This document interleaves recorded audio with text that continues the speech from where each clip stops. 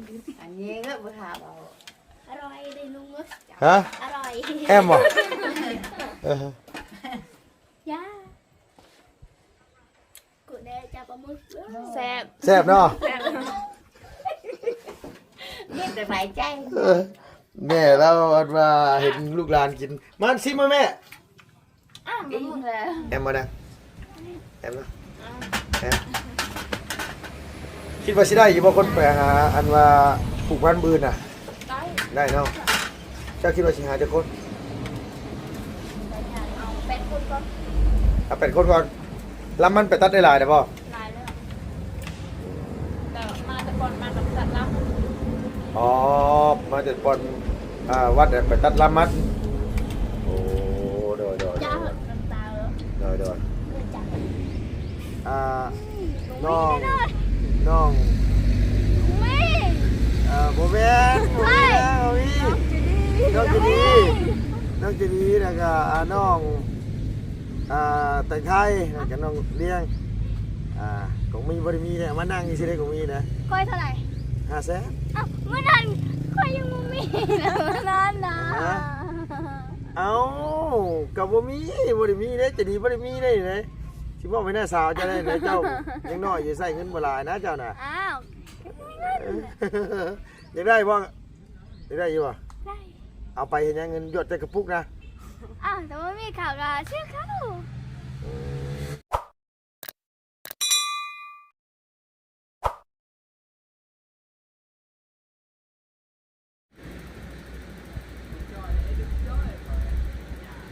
บ่สิทายพ่อน้องอันแต่งไทยให้ทั้งอ้ายเพิ่นเบิ่งอยู่หมู่บ้านนี่ว่าพ่อน้องเฒ่าซำใดเพิ่นว่าเราเห็นลุงเราแล่นไปเลยบ่บุญได้เมื่อกี้นี่นะโอ้ยพี่น้องเอ้ยเนาะเพิ่นว่ามีทางไอ้จะดีเพิ่นเพิ่นจะเห็นว่าพ่อน้องแต่งไทยเพิ่นดูค่าลูกขายนะเพิ่นเนาะเลยว่าโอ้ยถ้ามีโอกาสไปถ่ายให้เบิ่งเรื่องเพิ่มเด้อว่าซั่นว่าเนาะเพิ่นเนาะเอาวันนี้ก็พอดีว่าทางไอ้เนี่ยจะดีอยู่ทางต่างประเทศพี่น้องเพิ่นให้ลุงมาเป็นสะพานบุญให้ให้แล้วแน่เพิ่นซั่นว่าเนาะพี่เนาะลุงก็เลยเข้ามาเลยล่ะพี่น้องเอ้ยเนาะแต่ว่าบ่ได้มอบพร้อมกันมีทั้งน้องแต่งไทยแล้วก็น้องเรียนน้องจะดีพี่น้อง3คนคนละ500,000แต่2สาวนั้นมอบไปก่อนแล้วเนาะพี่เนาะเดี๋ยวแต่น้องจะดีผู้เดียว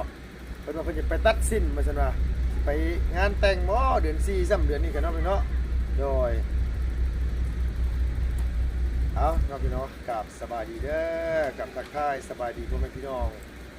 FC เบิร์ดสุขคนที่เข้ามาติดตามและรับชมช่องมุ่งเงิม Channel คือเก่าคือเดิมพี่น้องเอ้ยเปิดคลิปมามื้อนี้ก็มากับเบาบุญสารวัตรพี่น้องเนาะเพราะว่าทางเบาบุญบ้านป่าเพิ่นไปทั้งเบาตูนเบาย่าเบาไร่แล้วก็เบาบุญบ้านป่าหลายคนผู้เฒ่าที่มากับเบาบุญสารวัตรเบาย่าแล้วก็ลุงเฮิมพี่น้องเนาะเข้าไปพูดทางบ้านกระดับในเนาะพี่เนาะเข้าไปหาน้องท่านหนึงก็ไปอัปเดตของผู้เอิ้นซานน้องเพิ่นอีกเทื่อนึงพี่น้องเอ้ยเนาะก็เลยมาพี่เพราะว่าทางลุงยังบ่ทันมอบเงินในต้องจะดีหรือว่าสิขอมอบยามแรงๆเลยเนาะพี่เนาะน้องบ่สบายปานใดได้น้องพี่น้องจะดีก็ได้ไปพี่น้องไป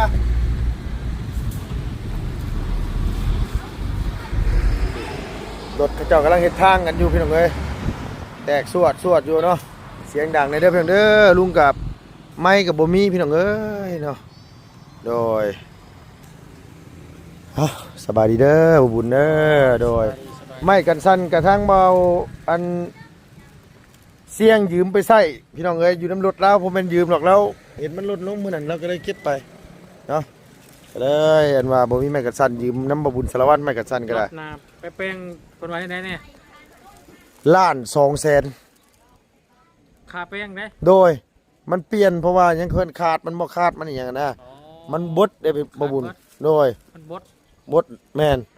ล้านกับ200,000กีบพี่น้องเอ้ย เป็นอันเดียวกันกับของน้องเจียงตอนนั้นนะ โดย ล้านไปเลย เป็นล้านนะครับชื่อว่าในใดขอยยังว่าอยู่เงินกับเป็นหมดโดยเงินยังบ่มียังว่าอยู่ไปซ่อมรถจักรมาก็บ่สิลงเอามาแล้วก็บ่บุญอันสารวัตรเมื่อกี้ว่าสิลงเอารถบัดยังบ่ทันได้แล้วว่าซั่นว่าเราบ่กล้าเปลี่ยน ล้านสอง โดย แพงเลยจะ มีแต่ว่ามื้ออื่นสิอันว่าเข้าไปเอาเพิ่นว่านี่สิโทรหาแม่นี่ๆแล้วซั่นน่ะบ่แรงพี่น้องเอ้ยสิโทรหาเมียก่อนบ่ได้ละมันบ่มีเด้เฮ็ดได้ต้องขอเมียแล้วพี่น้องเอ้ยเนาะโดยเนาะ บอกเงินเพิ่นบ่ แม่น้องจะดีหั่นแหละยังเหลือน้องจะดีผู้เดียวยังบ่ทันได้มอบให้ทั้งน้องแต่งท้ายน้องอันว่าเลี้ยงมอบให้เบิดแล้วก็เหลือแต่น้องเพิ่นนั่นแหละมื้อเช้านี่บัดมาบัดอีหลาเพิ่นพาไปบ้านกระลับในพี่น้องเอ้ยออกมาก็โอ้ยลมนอนลงเมื่อยแฮงเป็นลมเป็นแรงไปซั่นบ่ไหวไปซั่นว่าสิเป็นลมเป็นแรงน้องอันเวียนหัวบ่สบายเด้โดยแม่นก็มีแต่ว่าสิเข้าหาน้องเพิ่นก่อนเนาะหมู่เนาะโดยเอาเพิ่นเนาะอันนี้ก็พอดีว่ามาช่วงยามแรงๆเอ้าเกือบเป็นลืมพี่น้องเอ้ยซื้อตำมาให้น้องเพิ่นเพิ่นอยากกินเนาะบ่มีหรอกแต่มันบ่มีแนวฝากแนวต้อนก็เลยซื้ออันนี้แหละมาฝากเนาะพอดีว่าไปเฮ็ดสวนมาไม่เมื่อยซำได้น่ะเนาะเมื่อยบ่ สวัสดี โดยสวัสดีสวัสดีได้เด้อโดยเอาสดับสวัสดีเด้อแม่เด้อโดยกลับบ้านจะโดนละมาที่สวนนะ 2 โมง มื้อนี้คืออ๋อแท้อ๋อ ละพอกตา ฮะ จะพวกตาเย็นก็ไอ้ ละแดดเฮ็ด ขนาดเฮ็ดยังอ๋อบ่นี่คันว่าบ่เด็ดบ่เฮ็ดสิอ๋อซำได้นี่นะเออ มื้อนี้คิวคือแท้คิดไป เนาะอ๋อไอ้ลีพี่น้องเอ้ยไปเลือกตั้งนะมื้อเช้านี่ไปปอนบัตรบ่อ๋อปอนเรียบร้อยแล้วโดยซื้อตำมาฝาก ใจ โดยบ่รู้ว่ามันสิมีกุ้งบ่คันตัวอยากลองมื้อนั้นนางไปเอาไปแกะบ่แม่นเอาถ้วยมาแกะดูเอาถ้วยมาแกะ ในถ้วยลงไหนตู้มันลืมน้ำ โดยเศร้ายังลูกล่ะเศร้ายังเศร้าล่ะเอ้าถามว่าเศร้าแล้วบ่ตอบกันอันนี้ เช้าอีกไปเลย ใช่จ้ะไปเที่ยวเล่นเนี่ยตัว เงินหยังบ่นางเพิ่นบ่เข้าใจใช่ปะ มันบ่เข้าใจ โอ้บอกถามว่าเศร้าเลยบ่นี่เพิ่นบ่เข้าใจโดยเอ้า สบายดีปลาลูก โอ้สบายดีบ่เข้าใจกันบ่ถามบอกว่าบ่เข้าใจติอันนี้บ่ปากน้ำกันซื่อๆอยู่เนาะ พี่หนูน้ำเศร้าหรือยังนี่มาทำเศร้าขี้อ่ะ อ๋อโดยอาจอดุกอาจอเพิ่นมีชื่อบ่ลูก มี ชื่อหยังก็ อีแดงอีแดงอีแดง แยงโดยพี่น้องไงเนาะซื้อตามมาให้น้องเพิ่นกินอันว่าแก้เป็นหวัด ก็มีก็เป็นไข้ได้ลุง ก็ไม่เป็นไข้บอกก็มี เป็นไข้ เหมาะได้บ่นะ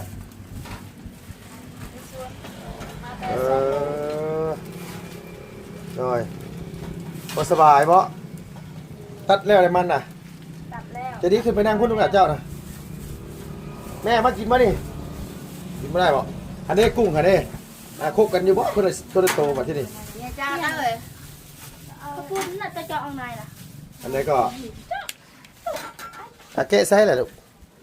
กินน้ำก้อน กินแล้วล่ะไอ้กินแล้วไอ้กับมา เจาะไว้เจาะไว้เจาะไว้เจาะไว้ กินแล้ว เจาะไว้เขาลูก ค่อยลงโดยพอดีเลยแหละพี่น้องเอ้ยเนาะพอดีว่าทางคุณยายเจดีเพิ่นอันให้ลุงมามอบเงินให้น้องเจดีนะมันนี่ก็ได้เห็นยิ้มบทสุดท้ายแล้วเป็นนี่เนาะ อันนี้ก็บ่ถามเอาอร่อยได้ลุงมั้ย ฮะ อร่อย แอมบ่ย่ากูได้จับปลาหมึก แซ่บ แซ่บเนาะ นี่แต่หมายใจ แม่เราว่าเห็นลูกหลานกินมันซิมาแม่ กินเลย โดยอันนี้นี่ก็ได้ว่าเห็นน้องเพิ่นจมว่าอยากกินปลาหมึกหลายมื้ออันนี้เพิ่นอยากกินนั่นว่าพวกได้แอมเนาะโดย ได้หาคนได้ยังนางกันว่าอันมือน่ะ ตอนแรกมาสิกัน ตอนแรกไปหาคนเนาะอ๋อ มาแล้วเว้นนี่เขาไปเวียดมาแล้ว กังเว้นเพิ่นไปเรียกมาแล้วเนาะ มันจะยากอะไรกูล่ะ เดี๋ยวกลางคืนน่ะสิไปบอกเพิ่น แม่ โดย แต่มันจะยากอยู่ บ่เอิ้นป้าเอิ้นลุงแน่เนาะ ปลาลุงมากินชม แล้วเนาะ โอ้ย ตำทะเลเหมือนกันเด้อ มาบ่เคยกินพ่อมาจ้าบ่นี่จ้าตำโดย ลุงมากินปะ บ่ล่ะบ่อยากกินมาเลยแซ่บอยู่ถามอีดิแซ่บบ่แอมเนาะโดยทีนี้ลุงสิบ่ไปหาแสนมาเอาเงินมาอันเดียวตัวคืนลุงมาแล้วเดี๋ยวลุงสิกุ้งมาให้กินเป็นกิโลเลย โดยซื้อกุ้งมาให้กินเป็นกิโลเลยมาโอ้ขี่รถจักรมามื้อเช้านี่รถจักรนอกแต่มื้อคืนพี่น้องเอ้ยแล้วมาซ่อมวันที่ไปไปถามเขาเจ้าเมื่อกี้นี่ แม่ดูขาด สู้ขาดจังเดียวบ่พอได้นางได้ก็อีหยังมันว่าอันว่าเขาเอิ้นว่าขาดมันพี่น้องเอ้ยขาดมันเบิด โซขาดยังไม่พอเนาะ เดี๋ยวขาดเบิดน่ะมันสิเปลี่ยนขาดอีกล้าน2ว่าซั่นว่าเปลี่ยนโซ่อีกทั้งหมดทั้งมวลเกือบล้าน4ล้าน5พุ่นจักสิเบิดเท่าไหร่บ่นี่โอ้ย ลุงมากิน แอมมานะแอมนะแอมคิดว่าสิได้อยู่บ่คนไปหาอันว่าปลูกพันธุ์บืนน่ะ ได้ ได้เนาะเจ้าคิดว่าสิหาจักคน เอาเป็ดคุณก็ เอา8คนก่อนแล้วมันไปตัดได้หลายได้บ่ ลายแล้วแต่มาแต่ก่อนมากับสัตว์รับ อ๋อมาจากบอนวัดไปตัดลำมัดโอ้โดย จ้าเหอะน้ำตาเหรอ โดย เกิดจากตา แซ่บบ่แซ่บเนาะโดยจะดีคือว่าปากเนี่ยลูกแซ่บบ่คันเรื่องกินนี่โอ้พี่น้องเอ้ยซ้ำอยู่เครื่องบดบ่ได้ปากน้ำไผกันได้กินแน่น่ะยุ่มบ่ย่างเนี่ยมุมมับอยู่โอ้กินกันหลายคนก็มัวแซ่บแน่นอนเนาะเพิ่นว่าอยากลองกินสีมือลุงมื้อสันว่าพี่น้องเอ้ยมื้ออื่นนี่ก็เตรียมหม้อไปเด้อเดี๋ยวสิไปอันว่าเฮ็ดกินอยู่สวนมันนะ เพนที่สวนมันเลยว่ะ บ่ไปเฮ็ดอยู่สวนมันก็มาเฮ็ดอยู่พี่ก็ได้ ลุงคือบทสวดลานแน่ เอาไปนํกันเบิดสุคนกับโดยไปนํกันเบิดสุคนลูกหล่ะ เจ้ากระจายเย็นว่า โดยไปแต่ก็มีแต่ชวนลูกหลานนั่นแหละไปแต่เก่ากับแม่นสิว่าอันนี้ ลุงทะเล ฮะ เจ้ามันคนโมมีกตาโอ้ชะอ้ง กินกุ้งหมูห้องโอ้ยน้อยๆใจแล้วพี่น้องเอ้ยโดยเอายกหม้อยังมาน่ะเอาสบายดีเด้อโดยโอ้ผมมานะเนาะใช่ ปลาดุกชื่อปลาดุก อ๋อซื้อปลาดุกมาโดยเฮ็ดได้กินออมเส้นไม้ส้มบ่เคยใส่บ่ออมปลาดุกเส้นไม้ส้ม เคย โอ้แซ่บได้มาแล้วบัดนี้พี่น้องเอ้ย เนี่ยละจ้า เฮ้ย ได้ยินแล้วว่าพ่อแล้วถึงจะกินก่อน โอ้โดยคือแป้นนี่พ่อโอ้ ว่าชุบเจ้ากินก่อนอิ่มแล้ว ว่าไงว่าชุบเจ้ากินก่อนอิ่มแล้วพอแล้วนั่นแล้วข้าแต่อาบแต่น้ ญาติกันกิน ำโดย มันจะเก่าจะมาเก่ากัน ต้องบอกให้เอื้อยเจ้าผู้พ่อนะลูกหลานพูดนะครับบอกให้เอื้อยเจ้าผู้พ่อโดย นี่เราจะเป็นกับ แอมแอมใช่หรือเปล่า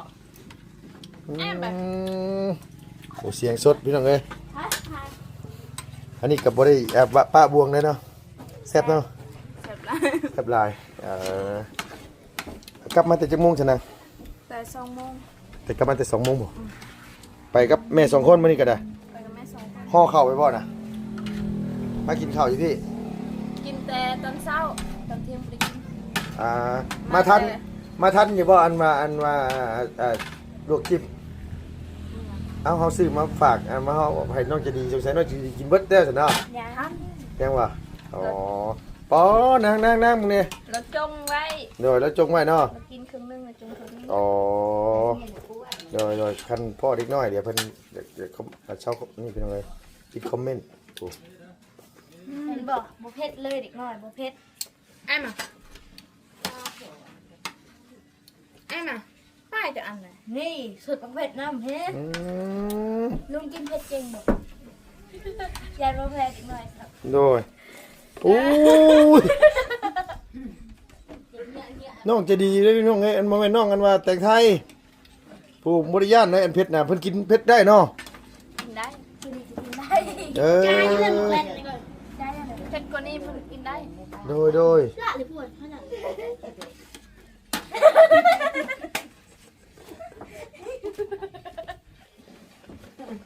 ลูกก็ไม่เต้นน้องข้าวล่ะลูกก็เต้น เด้อโอ้ยเฮ็ดให้เพิ่นบ่เป็นดอกอ่ะ โอ้มือนั่นเห็นอยู่จะคลิปอันน่ะ นิสัยคิด ฮะ ไว้ เห็นอยู่เต้นตีอยู่ว่านั่นบอจันเห็นลมแบบนี้ไปเรียนน่ะ อ๋ออยู่ในเซน่ะบ่แม่นบ่เต้นอยู่เซบ้านนั้นว่าบ้านนี้ยังพี่น้องบ้านอันนี้นะบ้านน้องหัวนี่นะพี่น้องเอ้ยเนาะพุ่นเอาละพี่น้องเอ้ยเพิ่นเวลาเพิ่นว่างเด้พากันซอย TikTok กันอยู่แตกชวดอยู่พุ่นเนาะ คุณนะจักก้อนนะจ๊ะพี่น่ะ หน่อย ปะผ่อน ใส่ไปใส่มาพี่จะดีมาเฮามาลูกมากินอิ่มแล้วกลับมาทางนี้บัดทีนี้คงมีอิ่มยังนางมาทางนี้เด้ออิ่มแล้วมาทางนี้เหมือนกันเด้อโดยเนาะ ไอ้เงินแม่ โดยบ่ได้เงินได้เอิ้นมาสิแล้วเอิ้นมานั่งนี่สิแล้วเอาเงินมาใช้ให้บ่มันก็ให้5ล้านแหละ ค่อยเด้ ฮะ ค่อยยังไม่ให้ เจ้ายังบ่ได้บ่ได้ก็บ่ได้แล้วเฮ็ดได้ซะมันบ่ได้เนาะ อ้าวยัง มัน ไม่ คือ เดียวค่อยไม่ได้ ยังผู้เดียวเจ้าบ่ได้บ่ เลย มันคือมืดๆว่านางบ่อันนี้บ่นี่ลงเลยเดี๋ยวหมุนนี่กันมาทางนี้เด้อทางนี้ได้อยู่ทางนี้ได้อยู่นี่โอเคนี่ละพี่น้องเนาะนั่งหันหน้าตรงๆนี่ก็ตกกันละเนาะยังไงนี่นะโดย หน้าตาขี้ลายก็เลยอายกล้อง โอ้ยเนาะจักพูดได้พอผมขี้ได้ตัวยับลงมาอีกนิดนึงให้ลุงนั่งทางนี้นะเนาะโอเคจะดีโอเคลุงนะโอเคเบิ่งก่อนเลยอย่ามันมุมมันไม่ได้นี่ได้แล้วว่าที่นี่นะจะดีพื้นไปปลูกมันซอยน้าสาวจะไปลูกอะ อย่าไปเฮียน ไปเฮียนมือนี่ล่ะไปเฮียนเนาะ คือกัน เลี่ยนเนาะมัน บางเองดันนะก็ได้รันลา ลูกได้ไปเลยบ่ได้ไป รถก็มี ไปเฮียนนะ ไปรถทิพย์นะได้ยังเนาะ รถที่ยังหัวเลย จะทิพยางห้วยอีกแล้ว มื้อนั้นรถทิพย์น้องเลี้ยงเนี่ยนี่รถทิพย์เฮ้ย จะดีอีก โดยนั่งดีอย่าบิดอย่าเบือนลายโอ้ยเนาะอยากอายได้พี่น้องเลยพูดนิดหน่อยก็อยากอายอยากอายบ่ให้ถามอยากอายบ่อายอ๋อโดยพอดีว่ามีทางไอ้เนี่ยจะดีเพิ่นพี่น้องเพิ่นฝากเงินมาให้ทางลุงมาเป็นสะพานบุญให้ทางน้อง ไม่ โมเมนต์น้องจะดีแล้วก็น้องแต่งไทยแล้วก็น้องเลี้ยงของมีบริมีเนี่ยมานั่งอยู่สิได้ของมีนะ ค่อยเท่าไหร่ 500,000 อ้าวเมื่อนั้นค่อยยังไม่มีนะเมื่อนั้นนะ เอากับบ่มีบริมีเด้จะดีบริมีได้เลยสิบอกไม่น่าสาวจะได้เจ้ายังน้อยอยู่ใส่เงินบ่หลายนะเจ้าน่ะ อ้าว อยากได้บ่อยากได้อยู่บ่ ได้ เอาไปเห็นยังเงินหยดแต่กระปุกนะ อ้าวแต่ว่ามีข่าวกับชื่อเขา ยังบ่ได้มีเลยพี่น้องเอ้ยบอกง่ายก็ค่ารถนี่ก็ยังสิโทรเมื่อบ้านอยู่เลยนะค่ารถล้านสองเนี่ยบ่มีเงินจ่ายค่ารถได้ผู้อื่นนี่ ชิมเมื่อบ้านแล้ว บ่ได้เมื่อบ้านบ่สิเมื่อข้างอันว่าจะเพิ่นชอบรถไงนะโทรเมื่อบ้านโทรมาของหาเงินบ่ไหวแล้วเนี่ยมันบ่มีเด้ยืมคนหน่อยปะตรงนี้ ยืมเสื้อมา ยืมคนนี้ก็ไม่พอดี1 2 3 4 5อันนี้เงินผู้ใหญ่จะดีครับอย่างนี้มันเงินลุงนั่นเลยมามอบให้น้องจะดีบ่สะพายแล้วล่ะเพิ่นฮู้แล้วล่ะเบิ่งนี่นะบ่บอกตลอดเด้เมื่อสะพายน้องของมีพี่น้องเอ้ยแหละว่า ลืมกดโทรศัพท์โอ้เตรียมการกันไปพวกยังดีเลยกับน้องจะดีน้องกันว่าเลี้ยงอะไรกับน้องแต่งไทยพากันว่าจุ๊บเจียวให้หน้าสาวเจ้าตื่นเต้นข้างรถป่ะแล้วก็เฮ็ดจบเจืออะไรเป็นไงแล้วก็ตื่นเต้นจบเจือแต่ว่าเสียดายลืมเปิดโทรศัพท์เมื่อสต็อกโทรศัพท์ไปแล้วก็ลืมกดโอ้ยเลยบ่นี่มื้อนี้สมมุติว่ามื้อนี้บ่ได้น้ำกระตุกบ่ได้น้อยใจแล้วว่าแท้บ่น้อยใจเนาะแท้เนาะ เรามีแล้ว ฮะบ่น้อยใจเนาะ บานได้ก็ดีใจนะเนาะ น้อยเพราะว่าเมื่อนั้นก็รับไปเด้ๆพี่น้องเอ้ย2เทื่อแหละเทื่อหนึงก็650,000เทื่อหนึงก็5ล้านโอ้5ล้านปลายแล้วเกือบ6ล้านจะดีตัวประมาณเท่าไหร่ลูกตัวน่ะ บ่ฮู้ลองทำ ประมาณ2-3ล้านนี่เนาะโดยประมาณ2-3ล้านว่า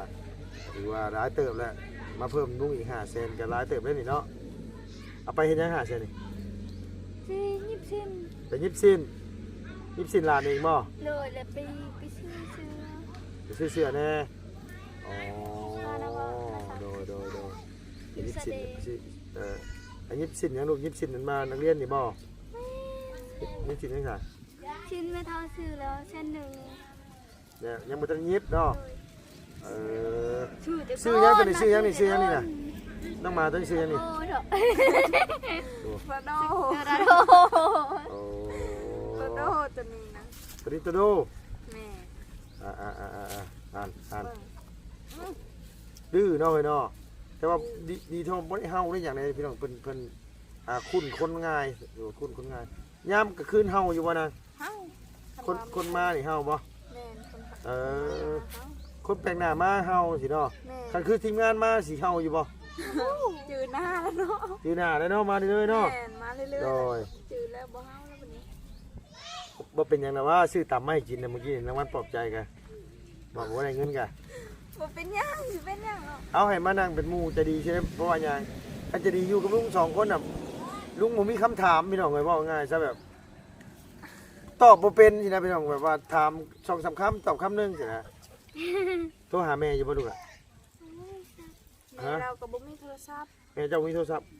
พอได้ค่ะ พอคือกัน พ่อก็บ่ได้มีแม่ก็บ่ได้มีอ๋อ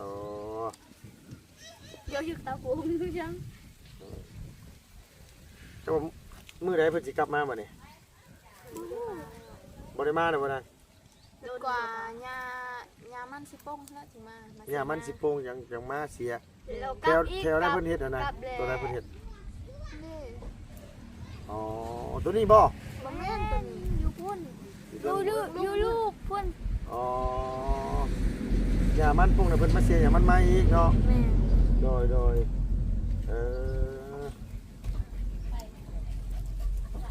ยาลูกละยาเฮ็ดแบบนั้นบ่เอาโอ้หมอนี่เนาะ บ่แม่นหม้ออันนี้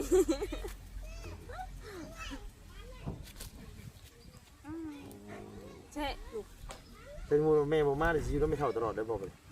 อยู่นำแม่สาวตลอดเลยบ่ได้คิดจากเมื่ออยู่นำเพิ่นบ่บ่ได้คิดจากเมื่ออยู่เลย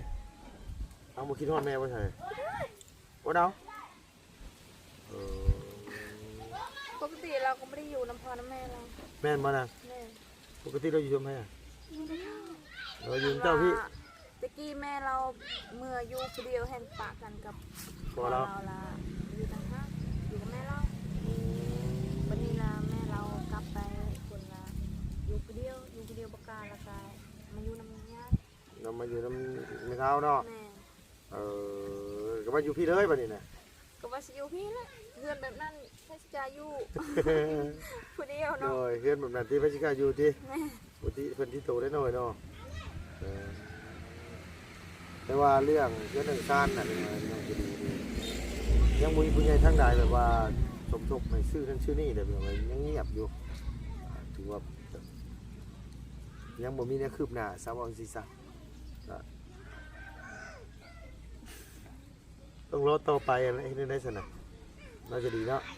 น่าจะบุญแต่กรรมได้นี่นะเนาะไปพื้นบาดโตนะลูกเนาะ เฮ้ย น้าสาวอยากได้เฮือนนะน้าสาวก็อยากได้รถ แต่สาวนี่มีรถขี่บ่โดนมีรถขี่บ่ โอ้ย บ่มีไฟฟ้าเฮือนตัวบ่ได้มีบ่ก็มี มื้อนั้นนะน้าสาวคิดว่าลุงที่สะพายรถเราดีใจ คิดว่าเพิ่นคิดว่าลุงสิซื้อรถจักรมาสะพาย โอ้ย เอาเงินมาแต่สายมาซื้อรถจักรให้ขี่โอ้ยแต่ทิศทงก็ยังบ่ฮอดชัดล้านนี่พี่น้องเอ้ยสิไปเอารถปืนนี่ยังบ่แห้งนี่นะเพิ่นคิดว่าเพิ่นลุงสิสะพายรถจักร เราดีใจค่ะ โอ้ยได้เงินได้ก็ดีใจอยู่ดอกเนาะนางเนาะ ดีใจ หน่อยบุญได้บุญสิฮอดกอดสิมันก็สิได้เห็นว่าได้น้ำมูอยู่ดอกรถจักรก็ได้แม่นบ่ล่ะหาไปเรื่อยนะปลูกมันไปหาขอดหาสะไปนะคือตัวนี้สิไปใช้กันย่างเป็นบ่ซั่นน่ะตัวขี่รถจักรเป็นอยู่บ่ เป็นรถเป็นขี่รถจักร ขี่รถจักรน่ะเป็นเนาะ เป็น แต่ว่าขี่บ่เป็นเว้นแต่มันบ่มีขี่ แม่ โอ้ เป็นรถจักร โดยแต่มันบ่มีขี่ บางเทื่อกันน้าสาวไปส่งรถตา ส่งเมียนะ กับตาอยู่งานรถตาอยู่งาน ไปส่งอยู่งานลงอีโดนแห้งตายคาโรงงานเลยเนาะโดยพี่น้องนี่ก็สีคำสีแดงเนี่ยเนาะเพราะว่าทั้งลุงกับมามอบเงินให้น้องเพิ่นเป็นเงินทั้งเพิ่นจะดีเป็นลูกหลานเด้อเพิ่นมามอบให้ละ500,000กีแต่กองมีบ่ได้มีดีกองมีว่าดีได มีว่าเป็นยา ก็เป็นอย่างน้องๆเนาะ โดย บ่ได้น้อยใจแล้วว่า ไฟสิน้อยใจนี่ก่อน ยันว่า น้อยใจกับยอกซื่อ บ่อยากสิซื้อเนาะ ๆโดย กันว่าน้อยใจโอ้คงมีคือบ่ได้หลานๆ3คนได้บ่สิคนสิว่านะบ่ว่าละว่า บัวา เด้อเนาะเอาอีหล่ะอันนี้เป็นเงินทั้งเพิ่นจะดีเด้อลูกเด้อเด้อเอาจับเนาะเบิ่งกล้องดีกว่าเอาหมอนี่เด้อเบิ่งกล้องได้มั้ยน่ะเบิ่งกล้องเบิ่งกล้องผมเบิ่งกล้องผม อยากกระจัง โอ้ยเนาะเอามีแต่ว่าขอบคุณขอบใจทั้งอ้ายเพิ่นเป็นอยู่บ่ก็เว้าที่ล่ะเนาะ หนังก็ป้าเอาละเดี๋ยวกระจัง เป็นยังไงนี่กระจังใส่ ไอ้เนี่ยจะดีเพิ่นบ่ออกชื่อเสียงเรียงนามดอกเพิ่นบ่ได้ออกชื่อมีแต่ขอบคุณขอบใจทั้งอันมาไอ้เนี่ยจะดีเพิ่นนั่นแหละเนาะหรือผู้ลุงเนี่ยจะดีเพิ่นอ้ายก็ได้ผู้ลุงก็ได้เอาเนาะ ขอบใจพ่อลุงที่เอาเงินมาให้ล้านขอให้ร่ำรวยให้สุขภาพแข็งแรงขอให้อยู่ดีมีแห้ง โดย โดน ข้างพี่น้องเป็นสีข้างบัดนี้ ยกอะไร โดยเว้าภาษาลาวเป็นคนเก่งเนาะโอ้น้องเพิ่นเว้าลาวบ่เป็นมีแต่ว่าให้ลุงขอบคุณแทนเดี๋ยวลุงก็สิได้ขอบคุณขอบใจทั้งอ้ายเพิ่นคือกันว่าอ้ายเพิ่นนั้นว่าฝากเงินมาให้ลุงซ้ำกันก็จะดีแล้วกับแต่งไทยแต่ก็น้องเลี้ยงนำไปน้องคน500,000กิเพิ่นให้ลุงนำ500,000มีแต่ว่าขอบคุณขอบใจหลายๆได้เด้อขอให้ดีๆมีแรงให้อย่าเจ็บอย่าจนเนาะ ไม่เยอะ สุขภาพพลามัยแข็งแรงโอ้ยอายุมันคนยืนได้เด้อเหตุที่การงานดีขอให้นำไปด้วยสำคัญกับสุขภาพพลามัย